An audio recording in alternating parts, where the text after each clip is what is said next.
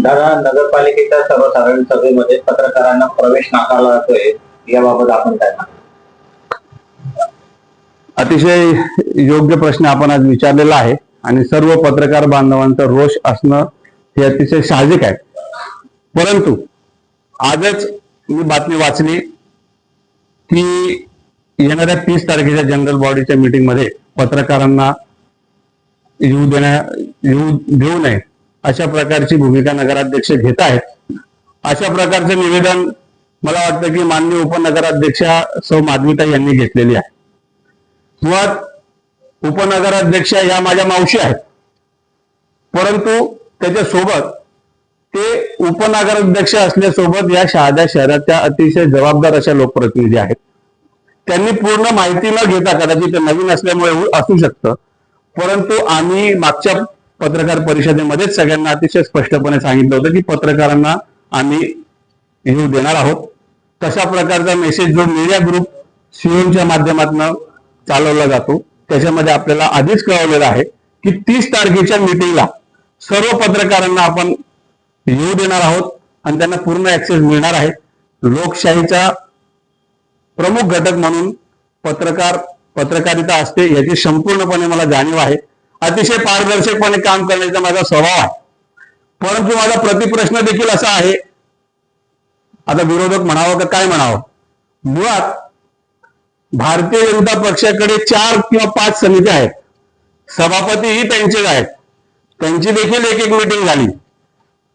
पहिल्या जनरल बॉडीच्या मीटिंग मध्ये सर्व विषयांना स्थगिती किंवा नामंजुरी देत असताना सर्व भारतीय जनता पक्षाच्या नगरसेवकांनी भूमिका अशी घेतली की विषय स्थगित ठेवावे आणि त्यांच्या समितीच्या मीटिंग मधून ते मंजूर घेऊन मग जनरल बॉडीच्या मीटिंग मध्ये ते विषय आले पाहिजे, अशी प्रकारची भूमिका त्यांनी घेतली.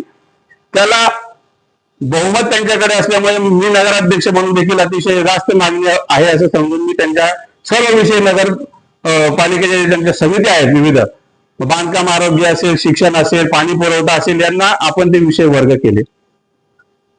परंतु ज्यांना वाटते की लोकशाही धोक्यात आहे त्यांना माझा मूळ प्रश्न असा आहे की तुमच्याकडे 4 सभापती असताना आणि हे सगळे विषय तुम्ही तुमच्या समितीमध्ये घेतलेले असताना मग तुमच्या समितीच्या मीटिंग मध्ये पत्रकारांना का बोलवलं नाही? मग तुम्ही लोकशाहीचा गळा आवळण्याचा प्रयत्न करतायत का? पारदर्शकपणे तुम्हाला कारभार करायचा नाहीये का? असा प्रश्न मी देखील विचारू शकतो.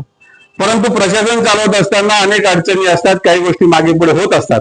कुठल्याही प्रकारचा परस्पर निर्णय होऊ शकत नाही. सर्व समित्या तुमच्याकडे आहेत. परस्पर कुठली गोष्ट जर घडली तर त्याचा सर्वस्वी जाब विचारण्याचा अधिकार बहुमताने तुमच्याकडे आहेत, समित्या तुमच्याकडे आहेत. असं असताना पत्रकारांना येऊ देत नाही अशा प्रकारची पोरकड भूमिका कृपया कोणीही घेऊ नये असं माझं मत आहे. सर्व नगरपालिकेच्या बैठकांमध्ये किंवा सर्व गोष्टींचा ऍक्सेस हा पत्रकारांसोबत सन्माननीय नगरसेवकांना देखील आहे. माझा अतिशय पारदर्शकपणे कारभार झाला पाहिजे या मताचा मी आहे. सर्व पत्रकार बांधवांना आम्ही हात जोडून विनंती करतो आहे की आपल्याला कालच सीओनी सांगितलेलं आहे की आपण पत्रकार परिषदेमध्ये हजर राहावं. आपण त्याचं लाईव्ह चित्रीकरण करा. जे प्रश्न असतील तिथं आपल्या समोर मांडले जातील. आपण त्याच्या बाबतीमध्ये जी बातमी द्यायची ती देऊ शकतात. हे सांगण्यासाठी आज खऱ्या अर्थाने मला आपण सगळेजण जे आलेले आहात माझा खुलासा मी आपल्याला देतो आहे. पुन्हा एकदा 30 तारखेला मीटिंग आहे, सर्व पत्रकारांनी यावं ही हात जोडून विनंती. धन्यवाद.